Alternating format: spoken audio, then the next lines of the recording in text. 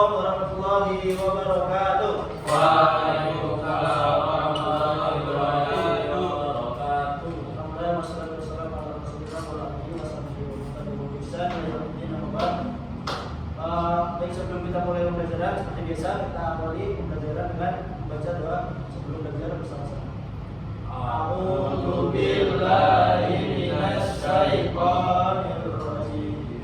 Bismillahirrahmanirrahim. Raditu billahi rabban wa bil islami dinan wa bi Muhammadin nabiyyan wa rasulan. Rabbi zidni ilma warzuqni fahma. Amin. Sebelumnya pembahasan kehadiran kalian dulu ya. Ahmad Catur, Udin, Alwi, Bayu Sofyan, Muhammad Maulana Rifki, satu lagi ini Sultan Nugi hadir.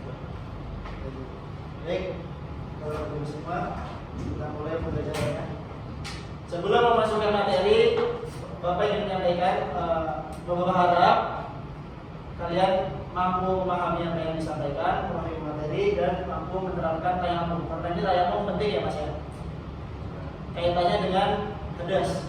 Kita mau sholat harus hadas, mau baca Quran misalkan harus hadas juga. Dan nggak mungkin kita baca Quran dalam kondisi junub. Kita mulai masuk ke materi. Kita akan mempelajari pengertian tayamum dan dalil, syarat-syarat tayamum, kemudian ada keadaan yang diperbolehkan tayamum dan tata cara tayamum. Yang pertama kita belajar tayamum. Tayamum, ada yang tahu pengertian tayamum sebelumnya? Tahu? Ganti wudu. Pengertian wudu apa pengertian wudu? Wudu bersuci sebelum sholat. Ya, itu juga tayamum. Baik, tayamum adalah secara bahasa artinya al-qasdu wa al-tahajjud, tawajjuh, yang maknanya maksud dan mengarahkan. Adapun secara istilah adalah alternatif bersuci dari hadas kecil maupun hadas besar menggunakan debu sebelum menunaikan sholat dalam Islam sebagai pengganti dari media bersuci primer yaitu wudu dan mandi wajib. Baik, tayamum ini artinya alternatif pengganti wudu. Apabila kita tidak menemukan air atau sedang dalam perjalanan, misal kita di pesawat atau di kereta tidak ada air, maka kita dibolehkan untuk bertayamum sebagai pengganti wudu, dan mandi wajib. Sampai sini paham? Nah, kalau begitu kita lanjut. Dalil Al-Quran ini disebutkan dalam surat Al-Maidah ayat yang ke-6, surat yang ke-5. Yang artinya, dan jika kalian dalam keadaan sakit atau dalam perjalanan, atau seseorang di antara kalian baru saja membuang hajat atau menggauli wanita, kemudian kalian tidak mendapatkan air, maka yang kalian lakukan adalah tayamum dengan tanah yang baik. Usaplah wajah kalian dan tangan kalian dari tanah tersebut, tidaklah Allah menghendaki untuk menjadikan beban bagi kalian, melainkan Allah berkeinginan untuk membersihkan kalian dan menyempurnakan nikmatnya bagi kalian agar kalian bersyukur. Bukan surat Al-Maidah ayat 6. Maksudnya di sini adalah cukup satu kali, Mas. Tepuk satu kali, usap wajah satu kali, kemudian usap tangan satu kali. Hanya muka dan wajah, tidak perlu kumur-kumur pakai debu. Iya, Pak. Bisa dipahami? Bisa. Kemudian kita lanjut ke syarat-syarat tayamum. Syarat-syarat tayamum ada disebutkan ada 5. Yang pertama, tolong dibacakan sedikit. Yang pertama, sulit menemukan air. Sulit menemukan air. Tadi di awal sudah saya sebutkan. Semisal kalian dalam perjalanan atau mungkin kalian lagi mendaki gunung, tidak ada air, mata air, maka kalian bisa bertayamum. Kemudian yang kedua, Mas Nugi tolong dibacakan. Menggunakan debu yang suci. Menggunakan debu yang suci. Debu yang suci ya. Bisa debu dari baju kalian sendiri, celana atau kursi yang misalkan di dalam kendaraan. Tidak dengan debu yang najis. Contohnya gimana debu yang najis, Mas? Contohnya habis kena kotoran binatang. Debu yang habis kena kotoran itu nggak bisa dipakai buat ayam. Baik, yang ketiga Mas Catur tolong dibacakan. Mengerti tata cara tayamum. Mengerti tata cara tayamum. Ini penting. Percuma tayamum tapi kita nggak tahu cara tayamum ya. Baik, yang keempat dilanjut Mas Arifki. Tayamum dilakukan dalam waktu sholat. Tayamum dilakukan dalam waktu sholat sebelum kita menunaikan sholat. Kemudian yang kelima Mas Bayu tolong dibacakan lagi. Oh iya, Mas Ali, Mas Ali. Yang kelima, Mengetahui arah kiblat sebelum melakukan tayamum. ini perlu diwaspadai juga. Seandainya kita asal tayamum menghadap ke mana, perlu diperhatikan juga arah kiblat sebelum kita melakukan tayamum. Bisa dipahami? Bisa. Kemudian ada yang ketiga yaitu keadaan yang diperbolehkan melakukan tayamum.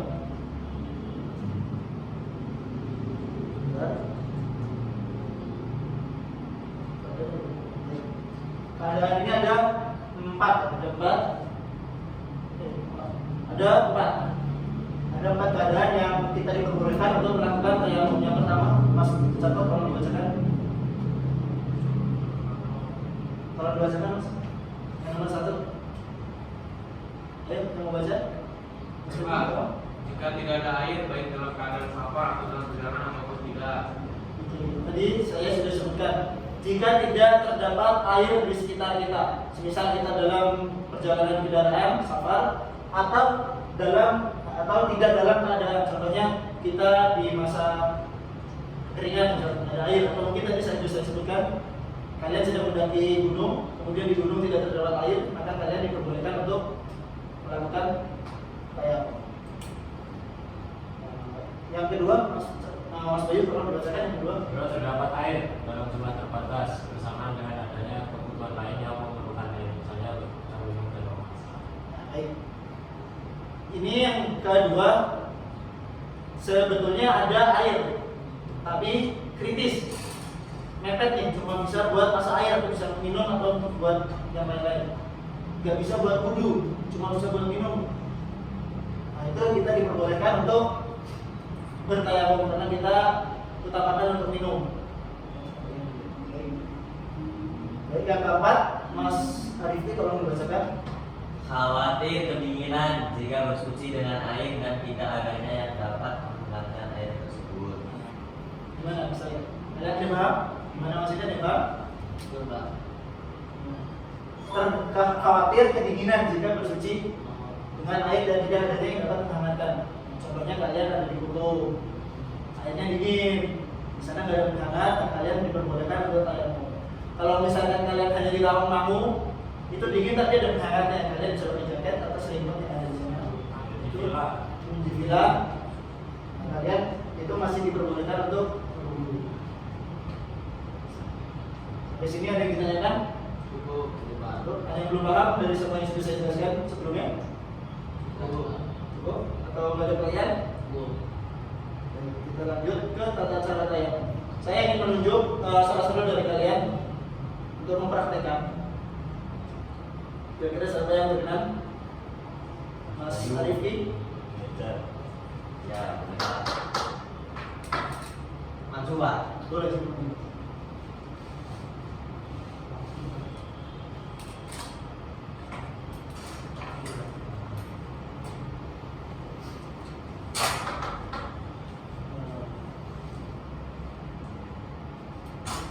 Nah ini Mas Muhammad Arifki ceritanya sedang dalam perjalanan, sedang dalam perjalanan di kereta. Kita ibaratkan ini sudah menghadap kiblat ya Mas ya. Nah sekarang tata cara yang pertama mengumpulkan kedua telapak tangan ke permukaan bumi atau dengan baju kalian, baju cukup dengan baju. Ya, sekali tekuk. Kemudian yang kedua meniup kedua telapak tangan, ditiup. Nah yang ketiga menyapu wajah dengan kedua telapak tangan. Kemudian keempat, menyapu punggung telapak tangan kanan dengan tangan kiri dan sebaliknya. Ya. Menyapu punggung, kemudian sebaliknya. Bisa? Bisa dipahami? Bisa, Pak. Bisa dipahami? Bisa, Pak. Terima kasih, Mas. Jadi yang perlu dilihat adalah cukup dengan 1 kali tepukan dan muka sekali, kemudian tangan kanan dulu, kemudian tangan kiri dan tangan kiri. Itu cukup kita menghilangkan hadas kecil dan besar. Dan kita bisa menunaikan sholat setelah melakukan tayammum.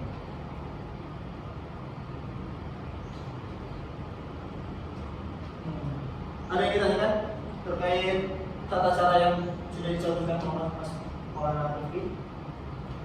Sudah paham? Paham. Baik.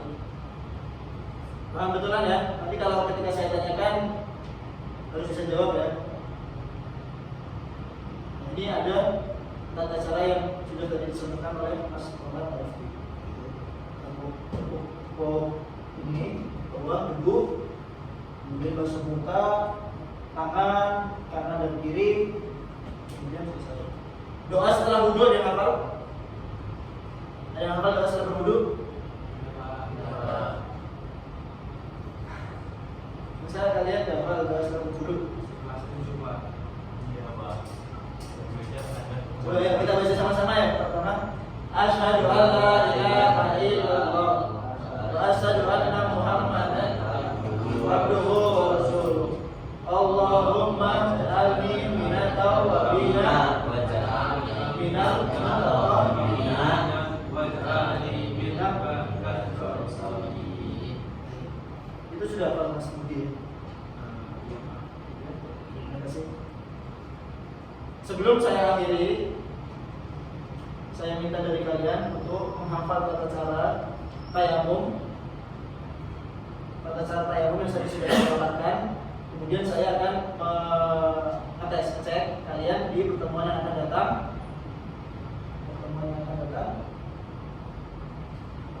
Saya harap ya, kalian bisa dan kalian mampu mempraktekkan setiap hari. Jadi semisal kita lagi dalam perjalanan, kita udah bisa belajar tayammum nih. Udah belajar tayammum, kita bisa mempraktekkan yang tadi kita ajarkan. Yang tadi kita belajar. Sampai sini ada pertanyaan? Tidak, Pak. Tidak? Kalau begitu cukup ya? Iya. Ya cukup. Saya akhiri dengan doa kafaratul majlis. Baca bersama-sama ya. Subhanallahumma wa bihamdika asyhadu an la